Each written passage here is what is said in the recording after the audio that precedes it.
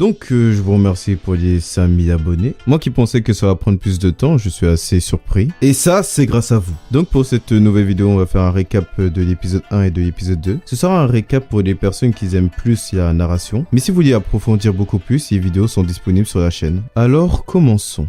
Tout a commencé dans un petit village assez éloigné. Il s'est fait accueillir par le chef du village. Les villageois ne voyaient pas cet étranger d'un bon point de vue. Mais jour après jour, les villageois se sont habitués à sa présence. Et maintenant, il circule une rumeur, selon laquelle il manierait l'épée. Cette rumeur circule grâce aux enfants, qui disent l'avoir aperçu s'entraîner tous les jours. Mais un homme refusait d'accepter cet étranger. Il ne l'acceptait pas, mais la curiosité l'emportait un peu. Quelques questions surviennent dans ses pensées. Pourquoi s'entraîne-t-il autant? A-t-il perdu un être cher, ou a-t-il été un ancien chevalier déchu? En tout cas, il compte bien le découvrir. Mais malheureusement, il est déçu. C'est que des mouvements de base que n'importe qui pourrait faire. Pour les autres villageois, ceci est impressionnant. Mais pour lui qui a déjà vu un chevalier, c'est juste des va-et-vient. En tout cas maintenant, ça ne l'intéresse plus. Il va s'arrêter de s'intéresser à ce mec. Une nouvelle famille est arrivée au village, accompagnée d'une magnifique fille. Il compte bien lui demander de sortir avec lui. Cela fait déjà 2 ans. Il s'est marié avec Emma. L'homme continue toujours à s'entraîner.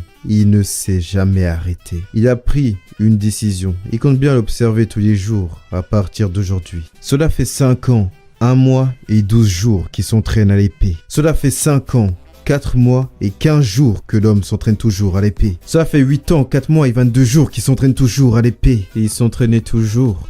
Mais pendant ce temps, l'homme a eu une petite fille. Il est maintenant un homme comblé. Et ce qui concerne l'homme à l'épée, il s'entraîne toujours. Ça fait 9 ans, 4 mois et 5 jours qu'il s'entraîne à l'épée. Ça fait déjà quelques jours qu'il ne l'a plus observé. Mais bon, il est sûr et certain qu'il s'entraîne toujours. Maintenant, il a décidé d'arrêter de perdre son temps. Le temps s'est écoulé. Il est devenu assez vieux. Sa petite fille s'est mariée. Elle a même un enfant. Et lui, il est devenu le chef du village. Depuis le temps, il se demande comment l'homme à l'épée se porte. Après tout, cela fait 35 ans. Dans une petite ouverture, il aperçoit l'homme qui tenait fortement son épée. Il n'a jamais lâché son épée de ses mains, jusqu'à la toute fin. En se réveillant d'un coup, on aperçoit le lord paresseux. On le nomme ainsi car depuis la mort de sa mère, il n'a plus jamais quitté son lit. Mais depuis la première fois, depuis longtemps, son corps voulait bouger. Il appelle le majordome avec une voix tremblotante et lui dit s'il peut apporter une épée. Ces mots ont plus que troublé le majordome. Dans la salle d'entraînement de la famille Paerera, beaucoup de personnes ont été perturbées de sa présence. Beaucoup de personnes se demandaient qu'est-ce qu'il faisait ici. Et tous se demandaient s'il voulait s'entraîner. Des personnes rigolaient en entendant ces mots. Il ne s'était jamais entraîné auparavant. Il ne va pas durer longtemps. Tout le monde pensait la même chose. Mais au fur et à mesure, le doute commençait à s'installer. Le fait qu'il pratiquait jour après jour sans s'arrêter, une personne l'avait bien remarqué. Il s'intéresse de plus en plus à ce jeune homme. Il se dit que son maniement de l'épée est loin d'être mauvais. Il est comme un diamant brut qui doit être taillé. En partant voir son père, il lui dit que son fils a un talent extraordinaire. Il doit être envoyé dans la meilleure école d'épéistes de la contrée. Son père était ravi de la nouvelle. Il appela son fils pour lui annoncer. Un peu hésitant, il lui dit qu'il va y réfléchir. Après un long moment d'hésitation, il accepte. Il leur dit au revoir à la deuxième femme du baron, à sa mère et à son père. Il est enfin arrivé à l'académie. En poussant la porte, tout le monde le regardait. Ils se posaient tous la même question. Est-ce paresseux de la famille Paerera? L'instructeur interpelle tous les nouveaux. Pour commencer, ils vont faire une course. Il veut commencer à entraîner leur cardio. Tout le monde se débrouillait assez bien. Sauf Ern Paerera qui était à bout de souffle. Son corps ne pouvait pas supporter un tel entraînement. Il pouvait que regarder les autres avancer. Mais il ne perdit pas espoir. Il a obtenu un second souffle. Mais bien que sa motivation soit revenue, son corps ne pouvait le supporter. En étant endormi, il se réveilla dans l'infirmerie. Un médecin lui dit qu'il n'y a rien de très grave. On lui donne les résultats des examens de l'après-midi. Il aperçoit qu'il est le dernier. Le médecin lui dit que ce n'est pas très grave, mais il n'a pas l'air de s'inquiéter. Il se dit que c'est un peu étrange. Tout le monde serait triste de voir cela. Mais trêve de penser, il doit aller à son premier cours. Dans ce cours, on explique aux étudiants le programme qu'ils vont avoir. On va les préparer pour un concours très spécifique. Ce ne sera pas un concours sur le maniement de l'épée. Non, ça va déterminer les 5 meilleurs étudiants de cette année. Bien sûr, les meilleurs étudiants auront une récompense, fournie par le directeur en personne. Il s'agit de séquences équivalents de l'or.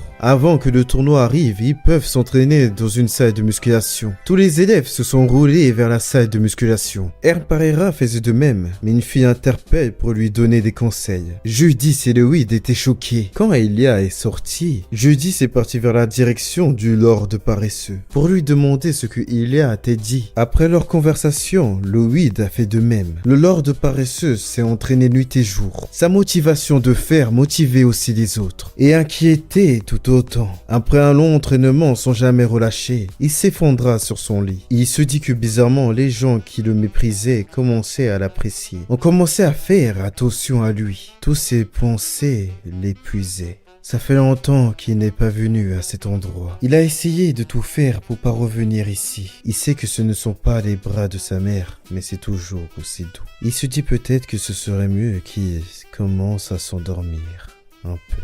Mais sa planification de sa motivation a fait surface. En déchirant les draps, on voulait le retenir, mais en caressant sa main, il lui dit merci. Maintenant, il doit y aller. En marchant et en se levant, la motivation était de plus en plus belle. Aujourd'hui sonne le jour de l'examen. Il y aura 4 épreuves avant la ligne d'arrivée. Bien sûr, juste 5 candidats réussiront le test. L'examen commençait, tous étaient sur l'étape 1. On voyait déjà quelques personnes qui étaient à bout de souffle. Tandis qu'on voyait Ern Parera enchaîner l'étape push press. La toute première personne qui a réussi l'étape 1 était Hilal Angel. Et la deuxième personne était Ern Parera. Nous sommes maintenant à la deuxième épreuve, saut de bois. Il sait très bien que quelque chose ne va pas, son corps devient de plus en plus chaud. Mais il doit augmenter la vitesse de plus en plus vite. Il ne doit pas s'arrêter, il doit dépasser ses capacités. Ses capacités sont remarquables. Il a déjà terminé l'étape 2. Des personnes étaient surprises et un cri se faisait entendre. Elle ne voulait pas abandonner elle aussi. Elle enchaînait de plus en plus vite. Tandis que Ern Parera était déjà à l'étape 3, il aperçoit la fille à côté de lui. Dans ses pensées, il trouve que c'est bizarre. Quelle est cette sensation? En secouant la tête, il veut la battre, l'écraser, la surpasser. Mais il remarque quelque chose, Judith cavalait à toute vitesse. Dans les pensées de Judith, elle ne voulait pas perdre, elle ne voulait pas abandonner. Dans ses souvenirs, on se moquait d'elle tous les jours parce qu'elle était une ruturière. On lui disait qu'elle n'arriverait à rien. Elle se disait dans son esprit qu'elle ne perdrait jamais contre qui que ce soit. En plongeant dans l'eau, elle répète ces mots. On est déjà dans l'étape 4 de la natation longue distance. En nageant à toute vitesse, elle a eu une crampe. Ça la faisait atrocement mal. Il l'allégeait et prenait de la distance sur elle. Elle sait qu'elle a exagéré, mais ne peut-elle rien faire contre elle? Tandis qu'elle s'éloignait, la rage montait et la tristesse aussi. Elle est fatiguée. Elle veut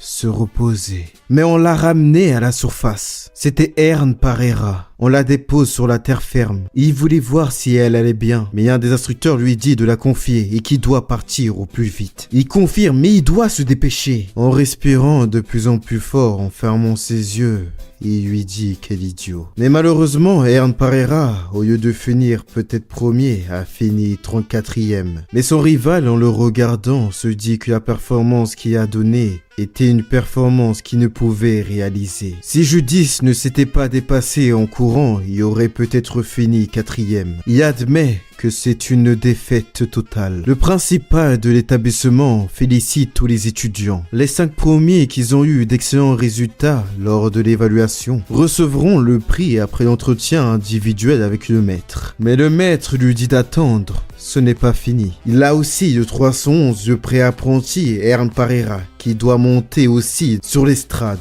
La compétition est vraiment quelque chose d'amusant. Quand on suit quelqu'un qui est devant ou quand on se bat pour ne pas se faire attraper par quelqu'un qui nous suit, on accomplit des actions étonnantes. Mais si ces actions on les ensevelit, on ne peut regarder autour de soi et on peut passer à côté de quelque chose d'important. Mais ce n'est pas le cas de l'apprenti Ern Parera. Il s'est plongé dans une situation critique pour lui, il pouvait en périr. Mais il a sauvé sa camarade tombé dans l'eau. Chacun doit avoir des avis différents, mais tous les instructeurs, y compris lui aussi, sommes d'accord pour dire que c'est un acte qui m'irritant. C'est cette raison pour laquelle cet apprenti est monté sur l'estrade. Dans la salle chrono, dans le bureau du maître, Louis était le premier à recevoir des conseils. Il est brillant et conscient de son niveau. Il a la volonté de vaincre ses défauts. Il a même un talent pour diriger les gens autour de lui. Il a également l'obstination et la fierté typique d'un noble, mais pas au point de s'y inquiéter. Si c'était une autre année, il aurait sûrement été le premier. Mais malheureusement, cette année, il est à trop de talents remarquables. Il y a les gels en guise de prix, souhaite un combat. Le maître lui dit qu'elle est fuitée, mais ne veut-elle pas autre chose? Elle maintient qu'elle veut se battre. Il lui répondit qu'il accepte. De toute façon, c'est sa faute. Il a trop espéré. Ils vont faire ça dans la salle directement. Et enfin, le dernier. Il lui dit s'il veut quelque chose, des matériels spécifiques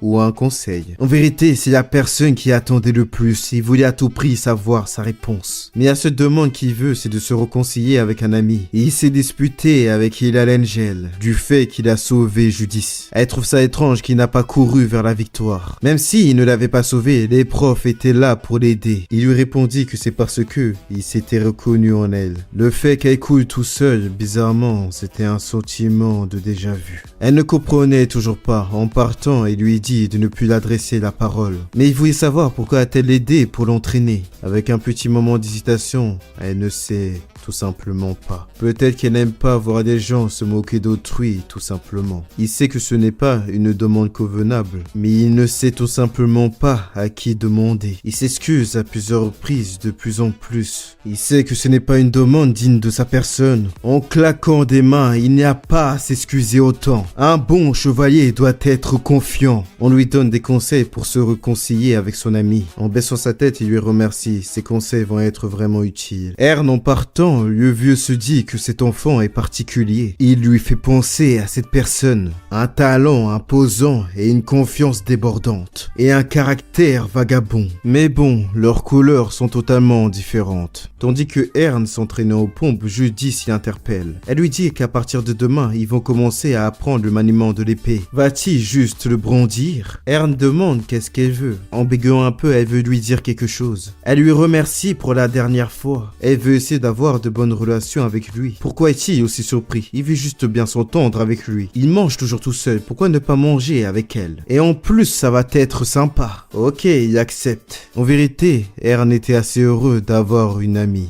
Maintenant, passons au cours du maniement de l'épée. Ils vont voir les résultats de ces 4 derniers mois. Ils vont leur donner 2 heures de temps libre pour manier leur épée librement. Maintenant qu'ils choisissent les sabres en bois qu'ils veulent. En maniant sa lame, elle est plus autant déséquilibrée qu'avant, même si elle brandit plus violemment. Le garçon se dit que même si c'est un sabre en bois, c'est vraiment différent. Il peut directement ressentir son évolution. Mais son regard se porte ailleurs, des bruits de pas on entendit. Bizarrement, tous les étudiants l'observaient. Cette situation est particulière, comme si tout le monde ressentait la même chose. En prenant cette gigantesque épée, une énergie provient de ce corps. En la brandissant vers les airs, il lança son coup. Des personnes, en bégayant un peu, disaient qu'il n'y avait rien de spécial. Mais les instructeurs, eux, le savent. C'est presque la position du principe fondamental. Des personnes se moquaient de lui et on disait que c'était ça son entraînement. Il a pris juste la grande épée pour faire joli. Mais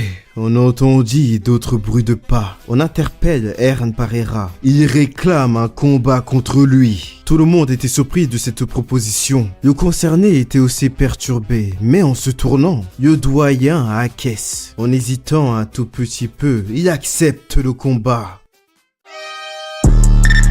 Les deux se tenaient devant, ils étaient prêts au combat. Mais l'instructeur leur dit qu'est-ce qu'ils font. Le combat ne commence que au premier jour du maniement de l'épée. Dans ses pensées, il se demande pourquoi Bert veut-il un combat contre Ern. Même s'ils ont dit qu'ils sont libres de manier l'épée, ce n'est pas une raison. Mais le directeur de l'établissement leur dit de faire une exception. Ils vont laisser se dérouler ce combat. Il va intervenir si l'un d'eux est en danger. Sont-ils d'accord? Les deux acceptent. Alors bon, que le combat commence. Ils fonçaient à toute vitesse vers sa sa direction. Ern était surpris de cette rapidité. Tout d'un coup, Ern a réussi à le contrer. Son adversaire était assez surpris. Mais ce n'est pas encore fini, il se remet en position pour lui envoyer un coup digne d'une flèche. Il ne s'arrête pas, il lui envoie des dizaines d'autres. Il pensait qu'il allait le finir en un seul coup. Finalement, il pense qu'il se débrouille plutôt bien. En regardant le combat, elle se dit que celui-là est en train de tester Ern. La vitesse de réflexion est pas mal, mais il est facilement déséquilibré quand il a l'épée dans la main. Et sa position ainsi que ses mouvements sont inefficaces. Est-il vraiment intéressé par le maniement de l'épée? Il est plus nu que ce qu'il pensait. Dans ce cas,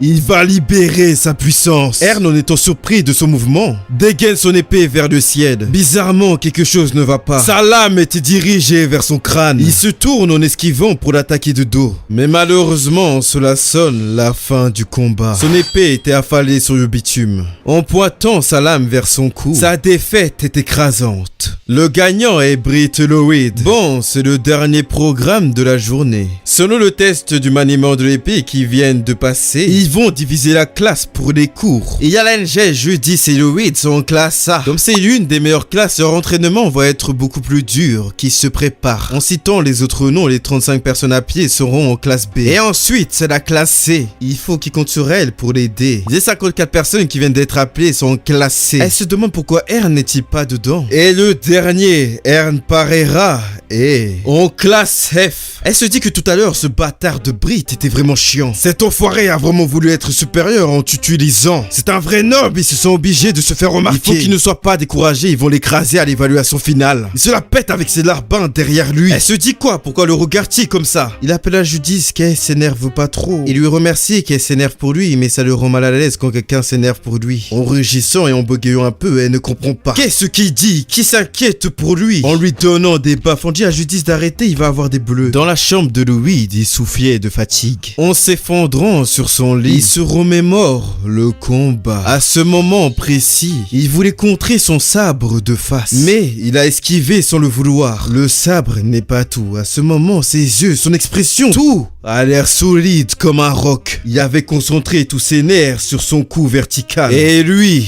il se demande quelle tête il fait quand il brandit l'épée. Bon, il ne connaît rien par le coup vertical et le coup diagonal. Il lui répondit que non, s'excusant. Qu'il ne s'en fait pas, comment pouvait-il savoir alors qu'il a jamais appris? Bon, il va lui poser une question. Lui qui a commencé plus tard que les autres, qu'est-ce qu'il faudrait pour les rattraper? Il lui répondit qu'il doit faire des efforts. Non, en traçant une ligne vers sa direction. La réponse est d'avoir du talent. Évidemment, l'effort est important selon l'effort de chacun. On peut être au niveau ou même dépasser ceux qui sont devant. Mais cela ne s'applique pas à lui qui a des années de retard comparé aux autres. Une semaine. Il doit apprendre tous les maniements de base en une semaine. S'il réussit, il va l'intégrer directement en classe C. Et s'il n'y arrive pas, qu'est-ce qui va se passer? Rien ne changera, il restera en classe F pour apprendre le maniement de l'épée. Mais, en posant sa main sur son épaule, s'il n'a pas ce minimum de talent, il ferait mieux de partir d'ici de lui-même. Il va mettre toute sa volonté. Il sait qu'il va faire de son mieux, mais il faut également avoir un bon résultat. Il commençait à manier sa lame durant le deuxième jour de l'entraînement. Il doit se baisser davantage. Il force beaucoup trop sur ses épaules.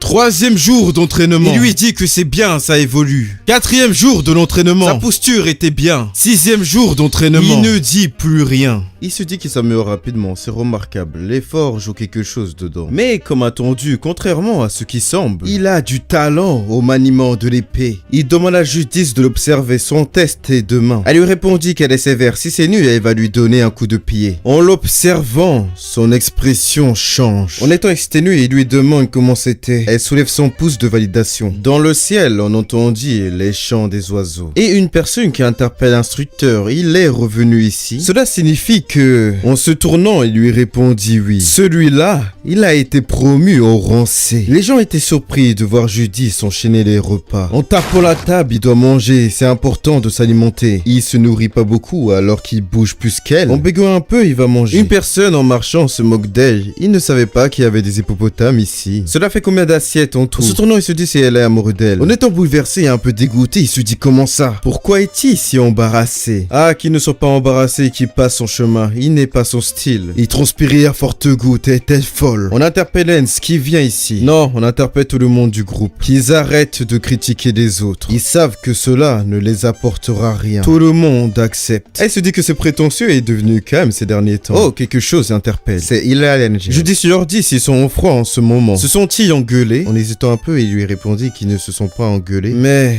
il se demande, est-ce vraiment une dispute? Qu'est-ce qu'il raconte? Il pose une question à Judith. Comment les Alengel se portent en ce moment? Elles sont dans la même classe, donc elle doit être au courant. Il lui a répondu qu'ils ne se sont pas engueulés, alors pourquoi ne le demande-t-il pas? En fait, c'est un peu... C'était une blague, s'il voyait sa tête, c'était hilarant. Elle accepte, elle va lui dire. Rien de spécial. Elle est toujours à la première place, même en classe A. Elle montre des talents que même les instructeurs ne peuvent que respecter. Mais tout le monde doit ressentir cette tension due à cette énorme différence de cette atmosphère. C'est pour ça que personne ne s'approche d'elle. Le soir, elle se rend à la petite salle d'entraînement toute seule, pour s'exercer au maniement secret de sa famille. Notre petit Ern doit vite monter en classe A pour accompagner les Alengel. Qu'elle arrête de se moquer de lui. Bon, elle va commencer. Il est prêt. Leurs deux armes s'entrechoquent. Une personne assiste à ce duel. Avec un regard d'une tueuse, elle essaie de lui trancher. Mais Ern arrive à esquiver en laissant quelques mèches de cheveux. Elle s'est préparée à cette esquive. Dans un mouvement, sa lame se fait contrer par son épée. Il se dit que c'est vraiment difficile de contrer les attaques déterminées de Judith. Ern réussit à la projeter avec sa lame. Mais c'est pas fini. En brandissant son épée vers le ciel, elle se dit que c'est le coup vertical. Elle a donc prévu de le contrer. Mais cela est une feinte. Il brandissa son épée vers l'horizontale. Elle réussit tout de même à la bloquer. En souriant, mais regarde-toi. En prenant fortement sa lame, elle mettra tout sur ce coup. Dans une force titanesque, elle lui envoie sur plusieurs mètres. Ern sait qu'il ne peut rien faire. On aperçut que de la fumée. Judith lui dit qu'il s'est amélioré. Mais il n'est pas encore à son niveau. Bien, ce sera tout pour aujourd'hui. Ern ne comprend pas. Quoi, déjà? Il se fait tard, qui regarde, ils sont que deux. Ah, la petite salle d'entraînement. Elle croit qu'il a l'NG, doit être toute seule. Ern lui demande d'arrêter.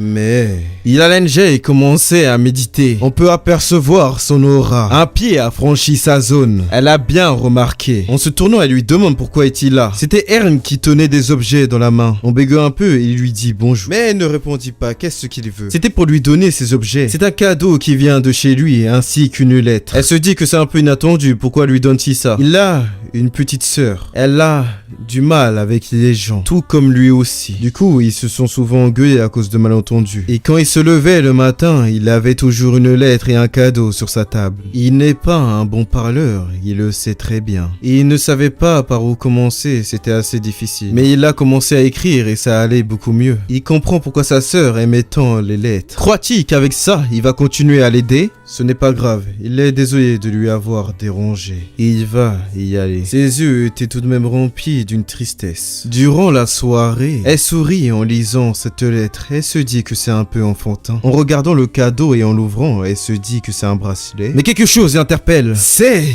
une Adonide. En Corée, l'Adonide se nomme Fleur de Vengeance. Son expression a changé, une terreur l'envahissait. Mais d'un coup, elle se calma. En se tournant, elle se dit que peut-être elle s'est un peu trop attachée. Aujourd'hui, elle va augmenter le niveau. Mais elle lui dit si elle peut aller mollo. On entendit quelques bruits de pas. Je dis s'il avait bien remarqué. Qu'est-ce que le cheveu bleu est venu chercher ici? Il veut la bagarre? Il va lui dire aussi quelque chose, mais qu'elle attende. Et il faut qu'il parle à Ern Pereira. Il veut se battre avec lui de temps en temps. L'attitude qu'il a montrée lors de l'évaluation intermédiaire durant leur combat, il a la concentration qu'il n'a pas. Il aimerait la prendre. Et lui, il enseignera le maniement de l'épée. Il aimerait qu'ils évoluent ensemble et qu'ils comblent les défauts de l'un de l'autre. Un silence glacial s'est installé. La fille brisa le silence. Qu'est-ce qu'il mijote? Il dit qu'il a testé Ern durant leur dernier combat. Il veut l'utiliser pour progresser. Utiliser, dit-elle. Elle a complètement raison. La fille était choquée. Il n'est même pas gêné de le dire. Mais en quoi serait-ce mal? Bien évidemment, il peut très bien progresser seul. Mais c'est une méthode inefficace ici. Bien sûr, ce n'est pas une utilisation unilatérale. Ils peuvent aussi se servir de lui. Il appela Judith, excepté pendant les cours. Il s'entraîne toujours avec Ern. Il pense qu'il faut cumuler les expériences avec différentes personnes. Qu'elle voit plus large que le maniement de l'épée qu'elle apprend ici. Ce qu'il propose est une réelle occasion. Il va tirer le meilleur en apprenant et en affrontant le plus de personnes possible. Des personnes sont choquées que la classe A demande à la classe C de se battre contre eux. Une personne se dit qu'il est trop cool. Ern accepte, mais est-ce que ça va aller pour lui? Il manque d'expérience dans tous les domaines comparé à lui. Aurait-il tout de même quelque chose à lui apprendre? Il lui a déjà dit qu'il possède quelque chose qu'il n'a pas. Il n'a pas arrêté de penser depuis l'évaluation intermédiaire. Qu'est-ce Est-ce que c'est? Il a fait beaucoup d'efforts, pourquoi a-t-il une telle différence? La durée d'entraînement au combat devait être à peu près la même. Il se demande quelle est la différence entre Ern Pereira et lui. Mais d'un coup,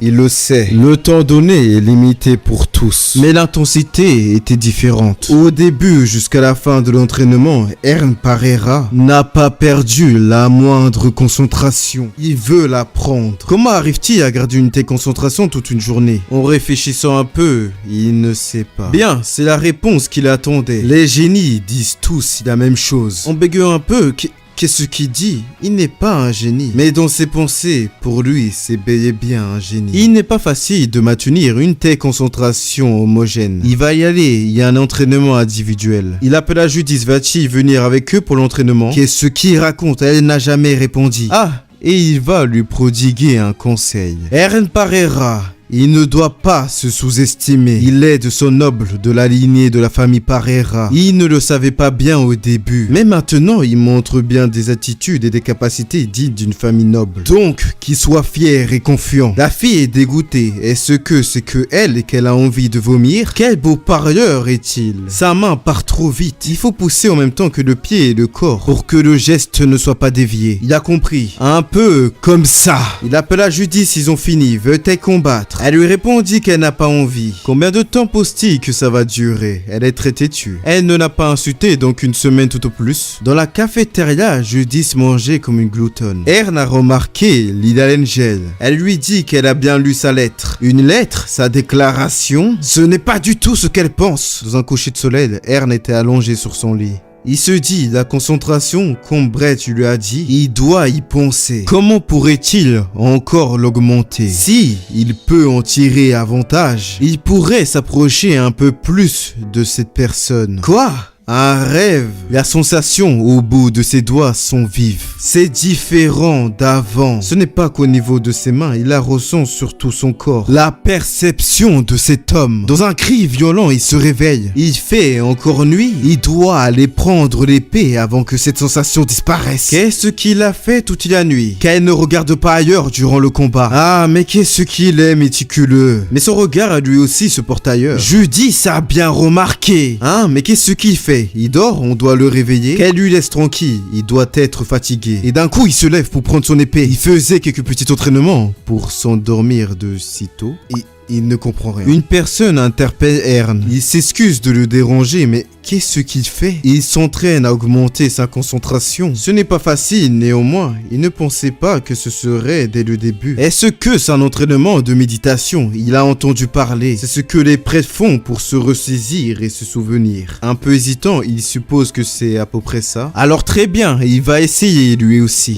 Ce n'est pas si mal. Il doit être encore plus concentré, encore plus détendu. Encore plus.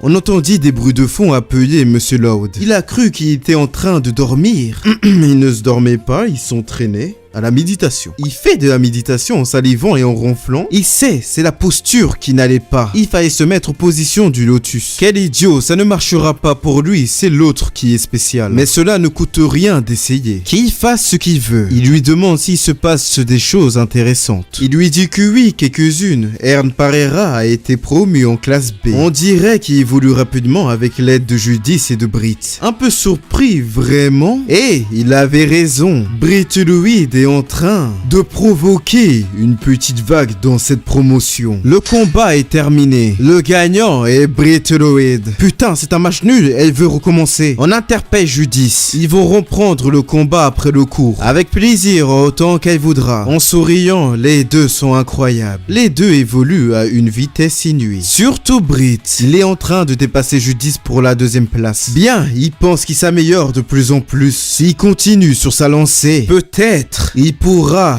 la surpasser. Une lame qui se dresse vers le ciel pour se diriger vers le sol. Il s'est bien amélioré grâce à son entraînement à la méditation. Mais ce n'est pas encore suffisant. Il doit faire plus. On appela Ern. On dirait qu'il se concentre beaucoup sur le coup vertical. Qu'il fait une pause. Le maître a convoqué tout le monde. Il accepte. Il doit aller dans la salle de conférence. Non, dans la grande salle d'entraînement. Ah bon, dit-il. Cela fait 9 mois qu'ils sont ici. Ces derniers jours, ils ont fait face à à plusieurs évaluations et au sévère entraînement. Il est fier de tout le monde. Il va aller droit au but. Il veut leur parler de leur évaluation finale. Ça ne sera pas comme l'évaluation intermédiaire où ils ont mis leur force en avant. C'est un peu abstrait, mais durant l'évaluation finale, ils vont observer leur potentiel. En rigolant qu'ils ne s'inquiètent pas, il ne faut pas chercher bien loin. Ils n'ont qu'à traduire à l'épée leur meilleur talent selon eux. Ils peuvent montrer leur volonté d'exprimer leur coup fatal ou montrer les maniements de l'épée qui fascinent l'adversaire. Ils ont la possibilité de faire ce qu'ils veulent pour démontrer leur potentiel. Il est certain que tous ceux qui sont ici réussiront à les développer pleinement. Il leur souhaite bon courage pour les 90 jours restants. Et ce n'est pas grand chose, mais il leur a réservé un petit cadeau. Ce n'est que la danse de l'épée d'un vieillard, mais il espère qu'ils arriveront à tirer quelque chose. Et en se taisant, il ouvrit ses yeux. Et dans un premier mouvement, le vent a été dégagé. La fille n'en croyait pas ses yeux. Mais ce n'est pas encore fini, il enchaîna avec une seconde danse. Tous ont remarqué cette puissance. Il continue avec plusieurs coups dans une fluidité esquisse. Ses mouvements sont tout bonnement sublimes. Dans un regard et en déplaçant sa jambe, il donne son tout dernier coup.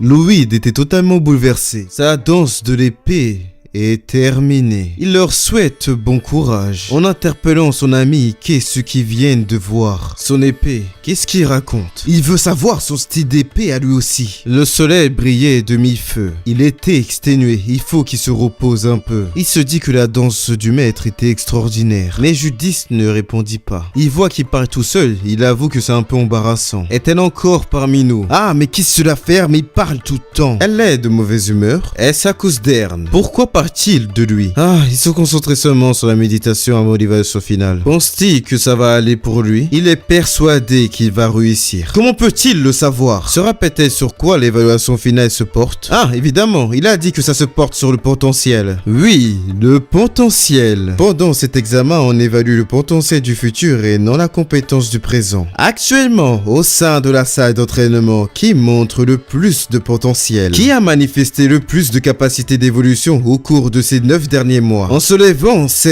Et oui, c'est bien Ern, qu'elle arrête de s'inquiéter et qu'elle suit. Ah, mais qui s'inquiète pour qui? C'est ridicule. Ah, maintenant elle peut aisément montrer son talent pour être la première. C'est ridicule, la première place sera encore une fois pour Hilal Angel. Ah, pourquoi partie d'elle? Elle sait déjà qu'elle vient d'une célèbre famille de combattants aux arts martiaux du continent. Rien que le fait qu'elle connaisse le maniement de l'épée de la famille Angel, Hilal Angel ne peut être que la première lors de l'évaluation finale. Et alors, c'est absurde de dire qu'on ne peut pas atteindre la première place juste pour cette raison. Le potentiel de ce maniement de l'épée n'est pas négligeable. Mais si tout est déjà déterminé à l'avance, pourquoi ferait-il l'évaluation? Qu'est-ce que cette famille a de si extraordinaire? Même son frère, considéré comme le plus grand génie du continent, s'est fait terrasser par un paysan. Et maintenant, il n'arrive plus à se tenir devant qui que ce soit. Mais le garçon remarque quelque chose. En se tournant, qu'est-ce qu'il a? Et la Angel a assisté à toute cette conversation. Des gens se disent qu'il va se passer quelque chose. Son regard était noir.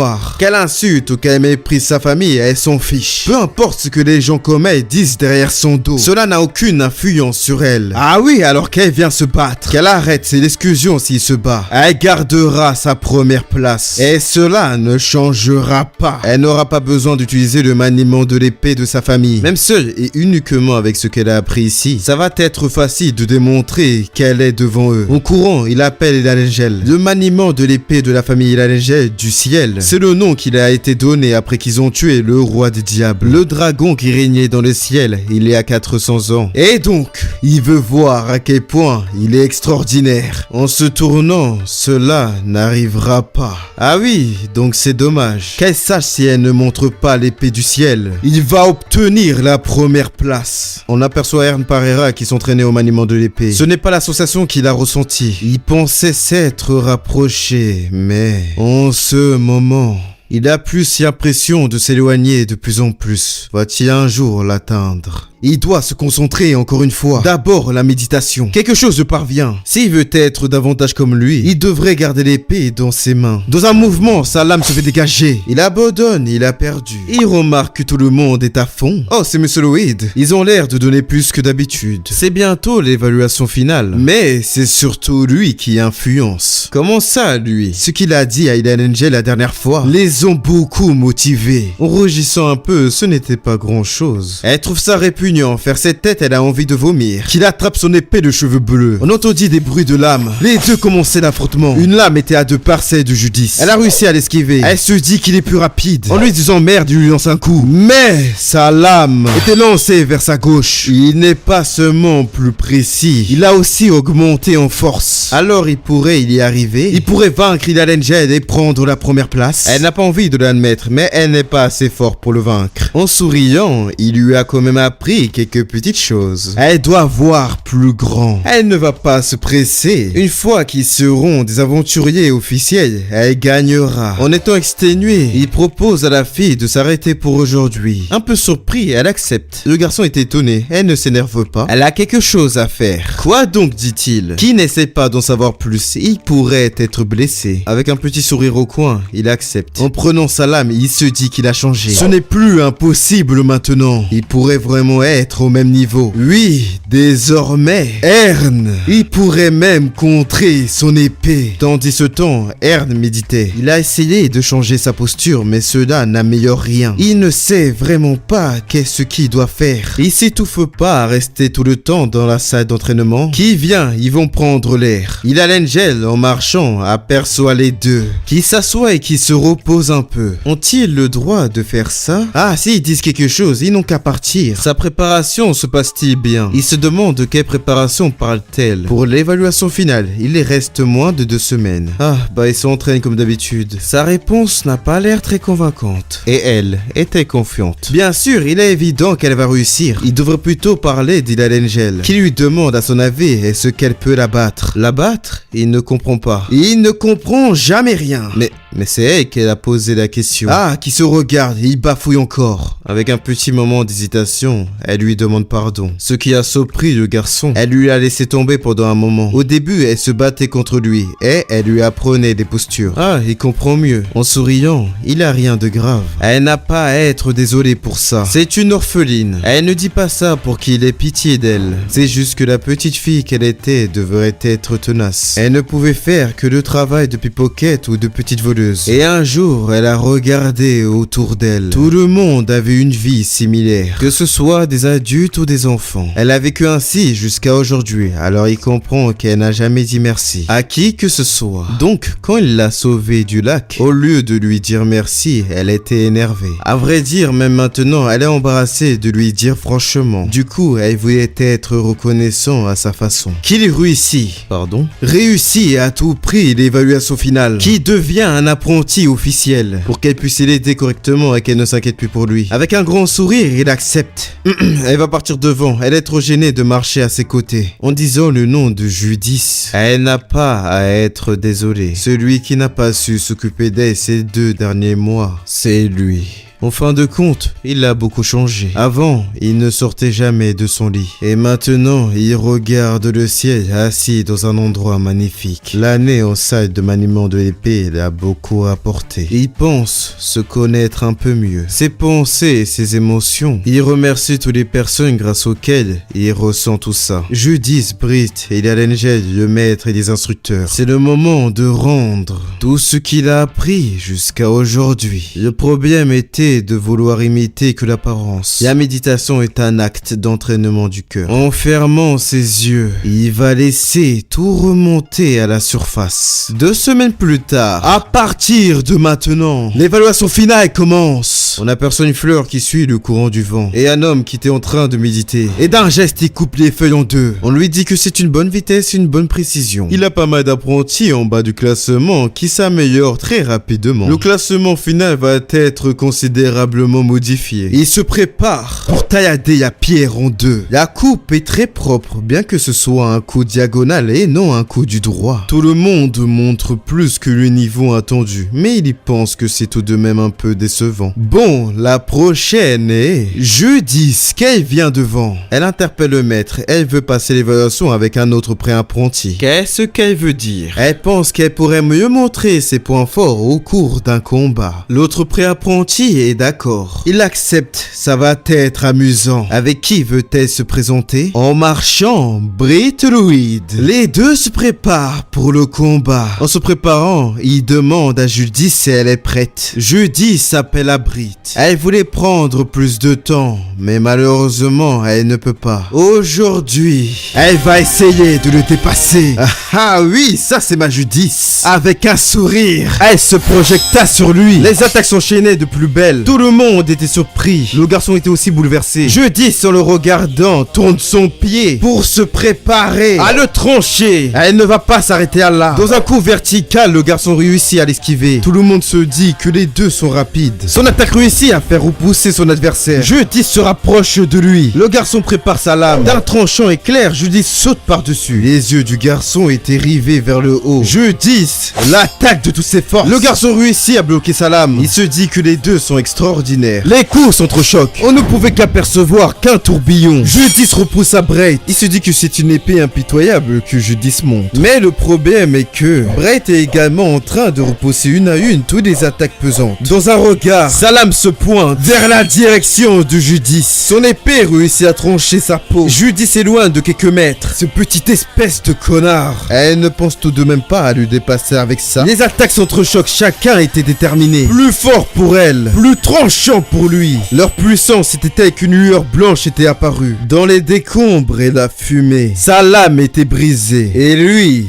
la pointe de son épée était aussi arrachée. Finalement, elle n'a pas réussi à le surpasser. L'un valait l'autre. Il confirme, mais celui qui était un peu au-dessus est Brait, bien évidemment. En applaudissant, c'était excellent. C'était un combat extraordinaire. On leur dit qu'ils ont bien joué tous les deux. Les deux le remercient. Il appelle Ahmed, qui est le suivant. Il a hâte de le voir. La suivante est... Il a l'Angel. Il se dit qu'il est devenu plus fort. Il est plus le même. Peut-être qu'il pourrait la détrôner. Qu'est-ce qu'elle va leur présenter? Elle veut leur présenter le maniement de sa famille. L'épée du ciel qui a tranché la gorge du roi des diables, il trouve ça excellent. Elle commence à se préparer. Gert affiche un sourire, mais son sourire disparaît, car ses mouvements sont tout bonnement excellents. On peut apercevoir le souffle du vent. Ses pieds glissent en avant. Son épée la suit petit par petit. Le vent suit la pointe de son épée pour lancer son attaque en rotation. Une tornade les a aveuglés. Elle ne croyait pas à ses yeux. Qu'est-ce qui vient de se passer? Il se dit que ça, c'est l'épée du ciel. Dans ses pensées, il existait réellement.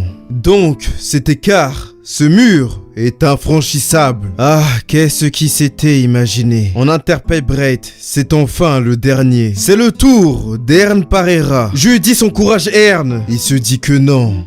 Si Ern, avec un poing serré, il est inquiet, on lui dit que c'est une personne bien. Et il ne comprend pas. C'est toujours éclairé et chaleureux autour de lui. Son cœur aussi s'apaise quand il est avec lui. Ça doit être pour cette raison qu'il a beaucoup d'amis. Comment peut-il dire ça sans être gêné? En rigolant, et ce qu'il a encore dit une bêtise. En se levant, il a tort. Il n'est pas aussi vertueux qu'il pense. Ern, si même lui le fait, en serrant ses dents, il supplie. Ern Parera, s'il vous plaît. Qui n'a rien de spécial à leur montrer? Ern en se tenant devant. Que va-t-il leur présenter? Alors dis-nous, Ern Parera. Tout le monde était impatient. Il va leur présenter le coup vertical. Cette réponse a perturbé et étonné quelques-uns. On lui crie dessus. Ce cinglé, c'est l'heure de l'évaluation finale. Est-il sérieux? Il va vraiment leur présenter ça? On interpelle Lance Peterson. C'est un avertissement. S'il dérange encore une fois l'examen, il sortira. Il s'est emporté, il s'excuse. Il dit ça, mais il pense que tous ceux qui sont ici le comprennent. Comme Lance l'a dit, c'est l'évaluation finale. Sur une scène aussi importante, que va-t-il montrer sur un simple coup vertical? Cet enfant, à quoi pense-t-il? Sur une respiration, il part dans un autre monde. Ses veines s'agitaient. Qui lui montre? Lui, qui ne désirait pas son enseignement, et qui est même resté impassible. Pendant sa danse de l'épée, qui lui montre son épée. Un silence glacial s'installe. Pourquoi reste-t-il immobile? On lui dit de se taire, mais la fille le sait très bien. C'est de la méditation. Il doit stabiliser sa respiration et contracter tous ses muscles. Il faut qu'il se concentre. Il doit entrer dans son cœur. Il ne sait toujours pas qui est-il, ni ce qu'il cheveux tranchés. Mais maintenant, il sait ce qui l'a permis d'avancer, ce qui l'a aidé à brandir l'épée tous les jours, dans le calme et la souffrance. C'est la détermination d'acier. Cela suffit amplement. Il détruisit le sol. Sa puissance l'emportait sur tout le reste. Son attaque a créé une crevasse. La détermination se lisait sur ses yeux. Judith était sur le choc et son poing se serrait si fort qu'on aperçut du sang. Elle a bien remarqué la frustration de Bright. Le grand-père se tenait calmement. Ils ont dû attendre longtemps. Maintenant, il va annoncer les résultats. L'évaluation finale peut être décisif, mais ce n'est pas le classement actuel qui décidera de l'entrée officielle à la salle. Ils doivent encore passer un entretien. Bien, ils vont les appuyer dans l'ordre inverse du classement. 66e, Peter Nelson. 42e, Alice Bennett. 7e, John Williams. 4e place, Judith. 3e place, Brett Lloyd. Seconde place, Ern Parera. Et la première place, Hilal Angel. Tous se sont donné du mal pour l'examen. Il va leur communiquer plus tard les informations sur les entretiens. Que tout le monde aille se reposer. En marchant droit devant, elle ouvrit la porte. Elle savait qui serait là. Il a que lui pour aller dans la salle d'entraînement le lendemain de l'évaluation. N'est-ce pas, Ern Parera? Les deux s'assoient sur un banc. Il est devenu fort, dit-elle. Le garçon ne comprend pas. Brett et Judith n'étaient pas loin. Cela faisait longtemps qu'elle n'avait pas eu l'association d'être poursuivie par quelqu'un. La première place n'était pas gagnée. Habituellement, elle aurait mal pris. Mais cette fois-ci, c'était amusant. Son épée était vraiment menaçante. En bégayant, son épée du ciel était extraordinaire aussi. En ricanant, il n'est pas habitué à recevoir des compliments. On appelle à Ern. Elle ne va pas rester à la salle chrono. Il était choqué. Pour quelle raison? Sa réaction est un peu exagérée. En bégayant, c'était inattendu. En vérité, elle n'a jamais voulu être apprentie officielle. Elle comptait retourner chez elle après avoir obtenu la première place aux évaluations. On interpelle encore une fois Ern. C'est-il qui était appelé le génie du continent? Il répondit qu'il ne sait pas. Carl Angel, son grand frère. Quand elle avait 7 ans, son frère était déjà célèbre. Il a gagné contre un chevalier quand il avait 10 ans. Son talent lui a permis d'atteindre un niveau imaginable pour son jeune âge. Il était reconnu par les plus illustres chevaliers et il commençait à se faire connaître en tant que génie du continent. C'est alors qu'une personne est apparue devant lui. C'est qui a obtenu la première place de la salle chrono malgré son statut de paysanne et qui a refusé de devenir un apprenti officiel. Le deuxième génie du continent qui a formé une troupe de mercenaires à seulement 14 ans. On l'appelle Inette. Elle a tout de suite défié son frère. Leur famille, qui ne redoutait pas les affrontements, ont accepté. Il n'a fallu que seulement 3 coups avant que le combat ne s'achève par la victoire d'Inette. Eh bien, elle trouve ça un peu décevant. Elle a vu son idole s'effondrer devant ses yeux et elle a fini de pleurer dans les bras de son frère. Quand elle a vu le consoler comme si rien ne s'était passé, elle avait pensé que rien n'était perdu. Elle se rassurait en disant qu'il se battrait encore et qu'il finirait par gagner. Mais il n'a jamais pu se relever. Depuis ce jour, les regards envers lui sont devenus froids. Les blâmes et les moqueries ont été une pression et un découragement insupportable pour lui. Elle a assisté à l'effondrement de son frère jour après jour.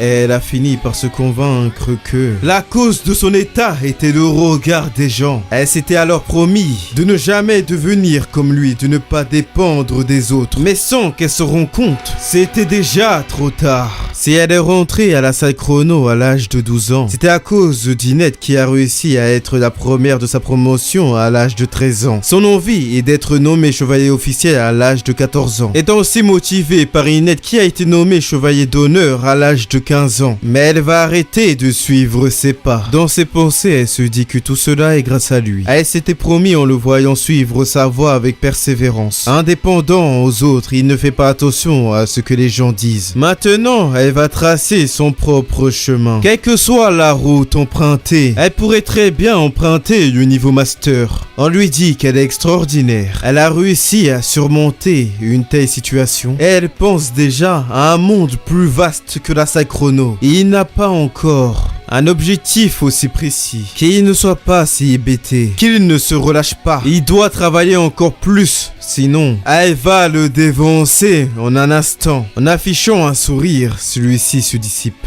Il et ce qu'il va vraiment bien, et ce qu'il est vraiment satisfait. En se tenant devant le fossé, on l'interpelle sur en cours de réparation. Il ne doit pas être ici. Alec qui vient faire un combat avec elle et s'étouffe ici. Il va démissionner. Pour une personne qui commençait à peine à tenir l'épée, il a montré une telle puissance en seulement une année d'entraînement. Il a consacré des années au maniement de l'épée. Combien de temps doit-il encore pratiquer pour atteindre son niveau? Non, est-il seulement capable de réussir? Il pense qu'il existe des personnes qui naissent avec des capacités. En partant, il lui remercie pour tout. Mais une main se pose sur son épaule. On lui donne un coup sur son visage. Il tombe sur le sol. À quoi il joue? Qu'est-ce qu'il fait? Il n'arrive même pas à éviter ce fichu coup de poing alors qu'il évitait tous ses coups d'épée. Son corps s'est paralysé en même temps que sa tête. Est-il sérieux, Inès, ainsi? Qu'est-ce qu'il raconte? Et elle alors? Et elle qui n'arrive même pas à battre une mauvaise comme lui. Et les autres qui apprennent le maniement de l'épée ici. Il dit que tout le monde s'entraîne pour rien? Avec un poing serré, il y verra plus tard. Il dira à ses enfants qu'il a gagné contre la meilleure chevalière du continent. Il pourra s'en vanter toute sa vie. Pour quelqu'un qui désespère et s'enfuit pour si peu, un silence régnait dans la salle. Quelques jours plus tard, finalement, est-ce qu'elle est satisfaite? Elle répondit que oui, mais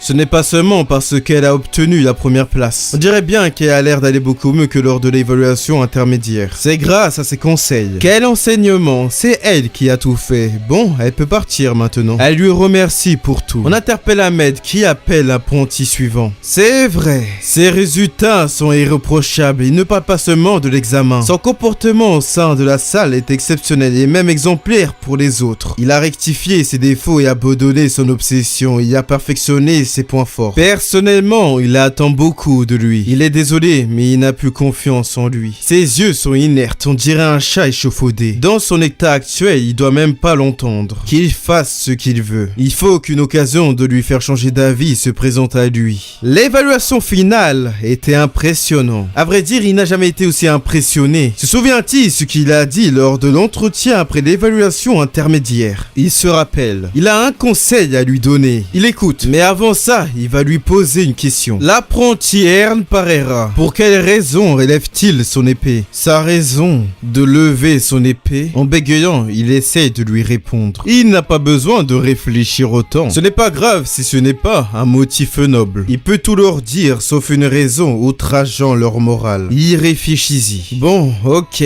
Ern Parera, il n'a pas levé l'épée de sa propre initiative. Il lui répondit que non. Mais l'enseignant ne comprend pas. Il ne connaît pas tous les détails. Mais certaines choses lui paraissent bizarres. Ern était le plus appliqué et le plus sérieux envers l'épée. Cependant, il n'a jamais ressenti ce qu'une telle personne devrait dégager. Lorsque l'apprenti Britiloïd s'entraînait, il s'améliorait, il était beaucoup plus heureux. Quand Judith était dévancée par Brit, elle faisait peur. Elle était très en colère contre tout le monde. Tous les prêts apprentis ont été tristes et heureux grâce à l'épée. Mais lui, il n'a jamais montré ses sentiments. Donc, Ern Parera, est-ce que il imite quelqu'un? En hésitant un peu, il répondit que oui. C'était donc ça alors. C'est impressionnant qu'il a pu arriver ici uniquement en copiant une personne. Bien, il ne va pas demander qui est cette personne. Alors s'il veut continuer à lever l'épée, il doit se poser sérieusement la question. S'il lève son épée sans raison, alors il ne doit pas rester ici. Ces mots l'a surpris. Il est plus important de trouver dans un monde plus vaste que de rester ici. Ah...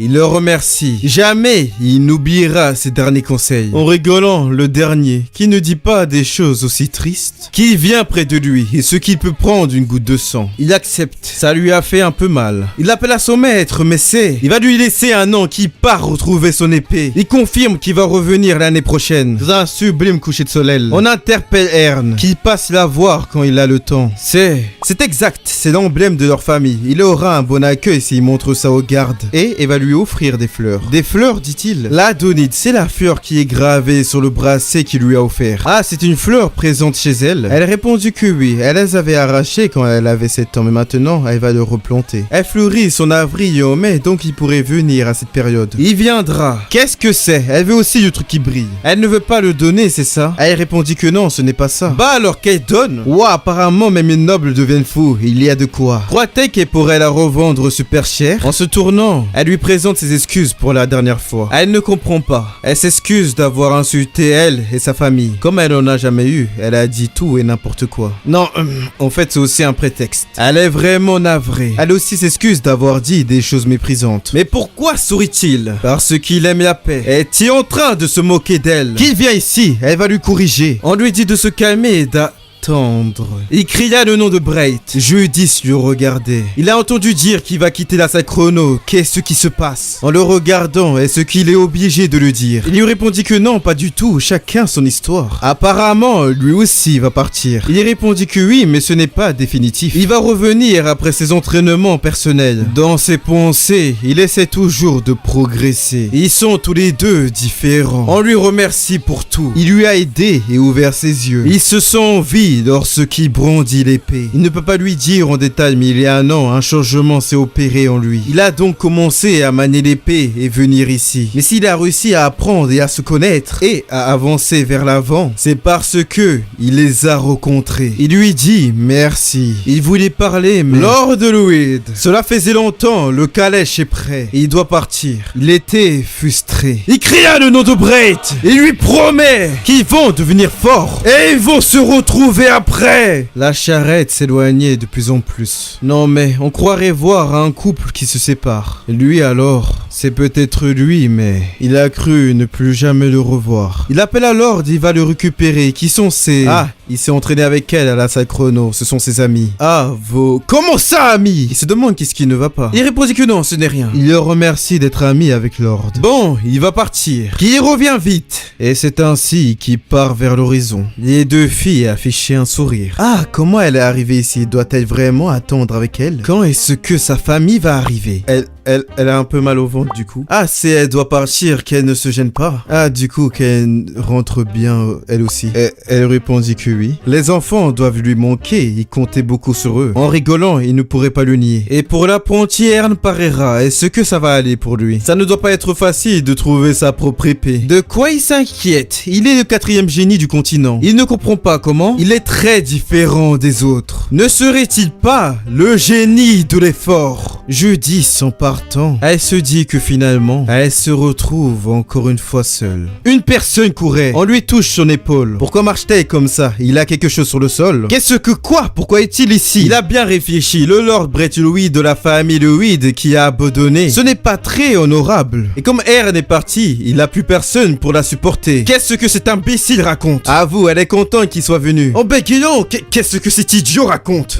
Ern lui a dit qu'une insulte marmonnée correspond à un oui. En bégayant qui se tait, croit-il que le maître va reprendre quelqu'un qui est parti de son propre chef? Bien sûr, il faudra qu'il lui supplie, mais jamais il va abandonner un tel talent comme lui. Mais quelle connerie! Il voulait lui dire depuis longtemps, mais qu'elle arrête d'insulter. Qu'est-ce qu'il nous fait, cet enfoiré? Pendant ce temps, dans la charrette, il se dit qu'il a le regard dans le vide. Est-ce parce qu'il n'est pas devenu un apprenti officiel? Il doit être affligé. Oh, il lui demande qu'est-ce qu'il a dans la main. En le montrant, il lui dit que c'est un ami qui lui a donné. En bégayant, mais c'est l'emblème officiel de la famille Lalengel. Comment a-t-il obtenu ça? A-t-il dit qu'ils étaient amis? Se rappelle-t-il de la fille aux cheveux blancs qui lui a présenté? C'était Lalengel. Il n'arrive pas à croire ses yeux. Comment le Lord? Il est tellement surpris. Il se dit que la famille Lalengel est vraiment extraordinaire de ce qu'il pensait. S'il veut bien lui excuser, il va faire une petite sieste. Il lui répondit bien sûr. En fermant ses yeux, il pense à son épée. Il dit au Lord qu'ils vont passer la nuit dans cette auberge. Le Lord dans sa chambre était assis en tailleur. En mettant son oreille sur la porte, il essayait d'entendre des bruits. Mais il n'entendit rien. Il se dit qu'il doit être dans un état d'abattement profond. Que doit-il faire? Il doit agir. Il faut qu'il lui trouve un moyen de remonter son moral. Il aperçoit quelque chose, mais c'est un orc. On lui a dit que même au nord-ouest, il était difficile d'en voir. Que fait-il ici? Et ce n'est pas un orc ordinaire. Le pentacle qu'il a autour du cou, ainsi que le tatouage sur sa peau, c'est un orc voyageur. Comment ça, un orc? C'est le plus habile des devins. Oui, il a entendu dire que le simple fait de rencontrer un orc voyageur porte chance. Il lui souhaite la bienvenue, qui souhaite connaître son avenir. Il lui répondit que lui. Il se dit qu'en vérité, les orques voyageurs sont connus pour dire que des choses positives. Peut-être que s'il entend des bonnes choses pour son avenir, ça va lui redonner de la force. La destinée du jour, de l'année, de l'amour, de la fortune, de la santé. Que souhaite-t-il connaître? Qu'il lui dise. Cet orc voyageur si compétent va... Il arrêta de parler. Il est désolé de dire ça, mais quel âge a-t-il? Comment ça, son âge?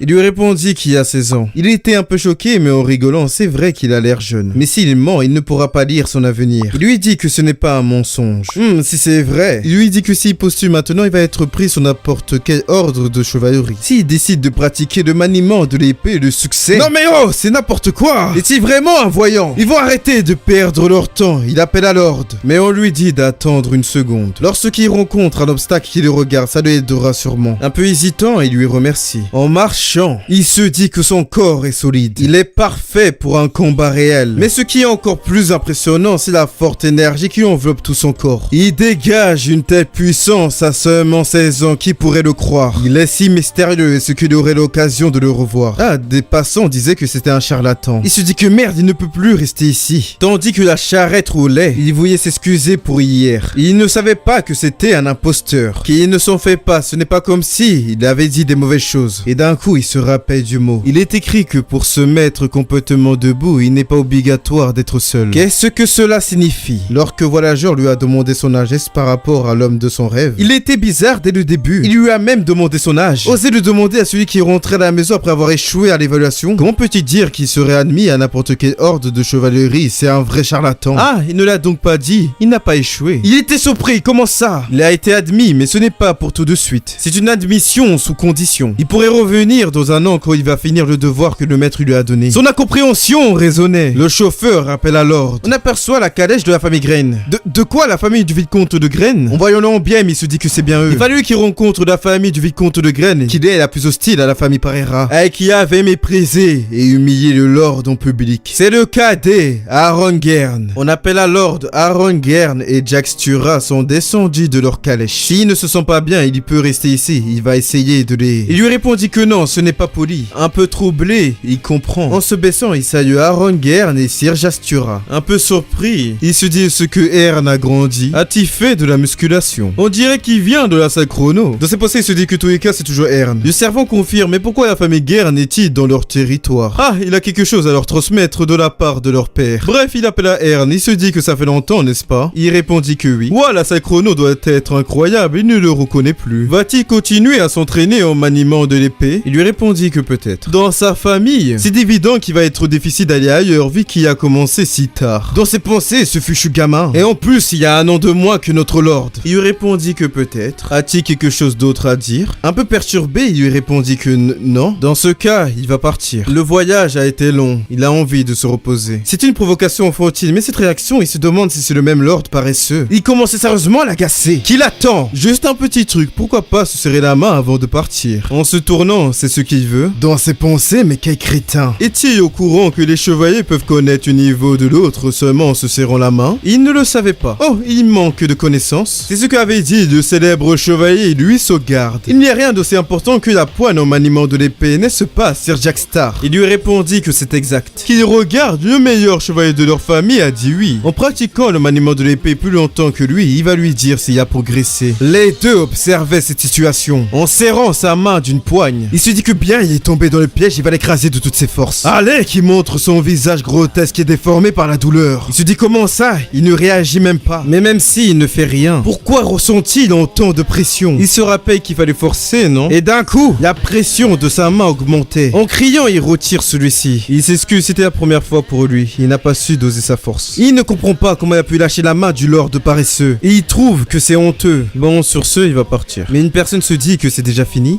Un chat qui parle? Est-ce possible? Mais qu'est-ce qu'ils font qu'ils aillent se battre? Ce chat est un sorcier.